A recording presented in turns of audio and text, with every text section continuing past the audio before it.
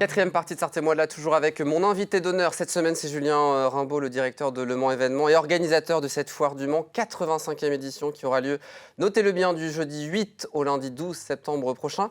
Quelques images pour commencer, Julien, issues de ce magnifique ouvrage que j'ai entre les mains, Le Mans, nos années 60, signé Serge Bertin, images issues des archives départementales, où on voit la foire du Mans, les 4 jours à l'époque, aux Jacobins, dans les années 60. Donc voilà, c'est quelques images. Et puis l'arrivée en 1969 à la Rotonde, tout nouvellement créée. Tout ça pour rappeler que la Foire du Mans, c'est un événement quasiment ancestral, ou en tout cas très attendu par les Sartois. 85 éditions. La première édition a eu lieu effectivement en 1929 dans ce format mêlant commerce et agriculture.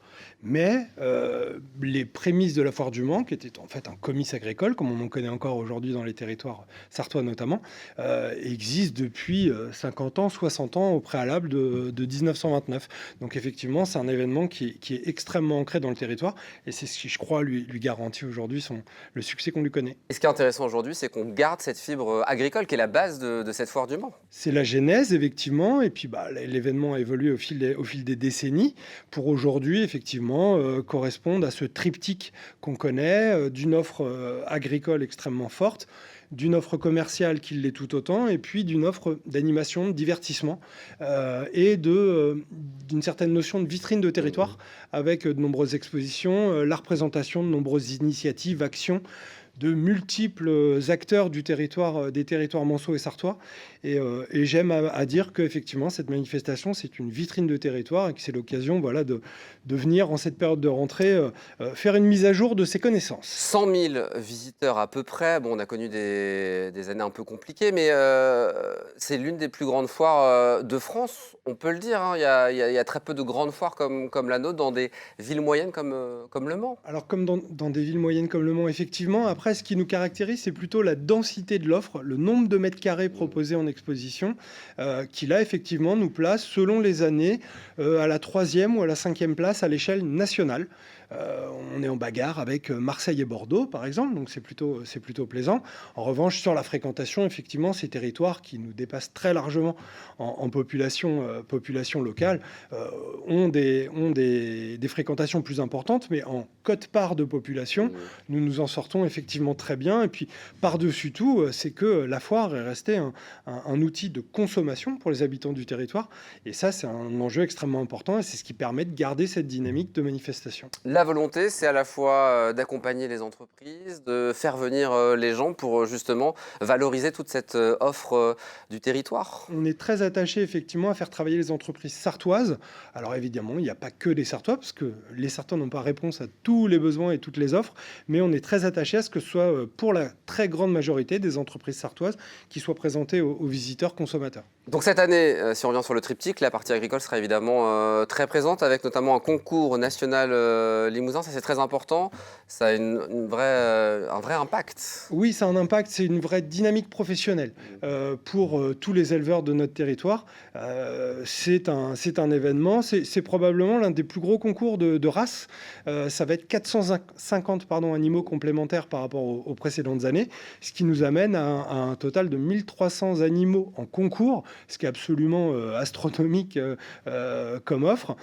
Donc c'est vraiment une dynamique professionnelle extrêmement intéressante. Et puis je crois que c'est aussi une super rencontre pour nos visiteurs, d'aller à la rencontre de ces éleveurs. Moi j'y suis très attaché parce que les éleveurs ont beaucoup de choses à dire. On stigmatise leur action au fil du temps dans les différents médias et je crois qu'au contraire ils sont d'une évolution tout à fait remarquable. Ils sont sans cesse dans la quête d'amélioration de leur production et j'incite les visiteurs à aller à leur rencontre pour échanger avec eux. Et pour compléter, il y a aussi une vraie dynamique des jeunes agriculteurs qui sont présents, qu'on voit, qui présentent les concours. Ça, c'est chouette. Il y a de l'avenir aussi. C'est inquiétant en ce moment, mais il y a de l'avenir aussi. Totalement. Il y a effectivement les JA qui sont extrêmement mobilisés sur l'événement, mais aussi des jeunes en formation qui sont dans les MFR ou dans les lycées professionnels agricoles, qui sont présents sur la manifestation en soutien aux éleveurs pour préparer les animaux, pour organiser l'ensemble de l'événement. Le triptyque, la deuxième branche, c'est évidemment la partie commerciale. 450 exposants, on est dans une année fleuve, j'allais dire ou, On est alors, en toute sincérité, un peu moins que sur 2019, mais c'est une volonté de notre part. On aurait pu dépasser l'année 2019 si nous l'avions souhaité. Mais je vous rappelle notre ambition de proposer à nos visiteurs des entreprises principalement sartoises. Et cet objectif nous a amené à refuser un certain nombre de candidatures d'entreprises d'autres territoires qui venaient aussi en redondance avec celles que nous avions.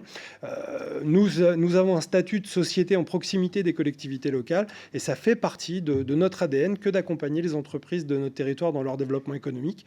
Et ça, on l'a clairement chevillé au corps et c'est pourquoi on n'aura entre guillemets que 450 entreprises, mais je vous certifie que la sélection est excellente et il y aura vraiment de quoi faire. Là, c'est clairement une offre extrêmement dense. Alors, avec toute l'amitié que je dois à mes confrères, mais c'est plus qu'à Rennes, c'est plus qu'à Nantes, c'est plus qu'à Angers, c'est plus qu'à Rouen. Voilà, on est sur une offre extrêmement dense. On peut être fiers de notre foire du Mans. Oui, un événement économique, mais aussi festif, avec des expositions, des stands, des animations. Il faut souligner la qualité des animations et de la partie divertissement. C'est ce que vous disiez ce matin en conférence de presse. C'est ça qui fait un peu la particularité, la spécificité de la foire du Mans aussi. Ouais, c'est un objectif extrêmement important. En fait, ce qu'on doit proposer à nos visiteurs, aux habitants de notre territoire, c'est des motifs devenus extrêmement diversifiés. On sait qu'ils sont fortement sollicités par de multiples actions, multiples initiatives de divertissement. Et c'est en démultipliant les points d'intérêt qu'on va, j'espère, les convaincre à venir sur notre manifestation. On voit ici à l'écran des parades vraiment féeriques qui sont très sympas que nous allons reconduire sur les vendredis, samedis et dimanches de la manifestation. On a beaucoup de concerts parce que je crois que la foire se vit en musique. Un événement populaire, ça se vit en musique, avec des manifestations, des concerts très enjoués, aux musiques très, très festives.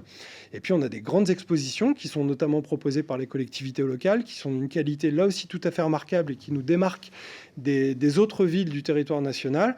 Le département qui propose une exposition sur le centenaire des 24 heures du Mans. Et je trouve intéressant de lancer cette grande année de célébration du centenaire des 24 heures à la foire du Mans pour les Manceaux et les Sartois, qui sont quand même les premiers aficionados de cette grande course à la renommée mondiale. Donc je suis très content de cela. La ville du Mans, le Mans Métropole, on en parlait avec le maire de Champagné, de nos caractéristiques historiques et patrimoniales extrêmement fortes. La ville et la métropole vont dédier leur thème à cela sous la terminologie « notre histoire », avec beaucoup de choses à découvrir ou à redécouvrir. La muraille gallo-romaine, le pont romain d'Ivry-l'Évêque, la maison du Pilier Rouge ou l'histoire de la bataille du Mans, justement, on en parlait, franco-prussienne de 1871. Et toutes ces expositions sont toujours envisagées dans un environnement pédagogique, mais aussi très ludique. On n'a pas d'objectif et d'ambition muséographique. On est là aussi pour découvrir en simplicité, en famille et en s'amusant. Une expo thématique sur Aimons-la-mer, c'est la thématique de cette année. Donc là, on va sensibiliser les gens aussi à notre planète. On n'a pas de planète B, vu tout ce qu'on a vécu cet été. C'est effectivement l'un des enjeux de cette exposition. Mais déjà, notre initiative de départ, c'est de se dire que chacun d'entre nous a une approche et un contact à la mer et aux océans qui est très particulier. Ça représente quand même 71% de la surface de la planète. Au final, on se dit qu'on connaît peut-être pas beaucoup de choses sur ces grands espaces. Et donc, on a noué des liens avec le Muséum d'histoire naturelle de Paris qui nous propose 2 expositions, avec des aquariums qui ont mis en œuvre un programme qui s'appelle Mr. Goodfish, qui est tout à fait remarquable pour expliquer les incidences sans stigmatiser de la surconsommation de poissons. Il va y avoir beaucoup de manipulations, il va y avoir des découvertes, il y a de la réalité virtuelle. Encore une fois, une approche très ludique dans un décor qui normalement doit transporter nos visiteurs. Il y a même un navigateur qui sera présent à la foire. Et on est très content, c'est Romain Attanasio qui a participé aux plus grandes transats, qui a 2 Vendée Globe à son actif, où il termine 14e et 15e, je crois. Et là, il a acquis un nouveau bateau avec vraiment de grandes ambitions pour le classement général du Vendée Globe 2024. Et on trouvait sympa de permettre à nos visiteurs de découvrir ces grands aventuriers, ces vrais bonhommes qui passent des mois seuls dans des mers déchaînées. Et je trouvais intéressant de permettre cette rencontre. Donc il sera là le samedi de la foire. Dans le cadre de cette exposition thématique Aimons la mer, il y a aussi le 30e concours départemental des meilleures rillettes avec Une spécificité, une particularité cette année, il y a un visiteur non professionnel qui va intégrer le jury. Ça, c'est une bonne idée, ça. Exactement, c'était une volonté. On a proposé ça à nos partenaires organisateurs de ce concours et ils ont tout de suite adhéré. Donc effectivement, on peut s'inscrire encore? Oui, jusqu'au 5 septembre. Rendez-vous sur nos réseaux sociaux, vous pouvez vous inscrire.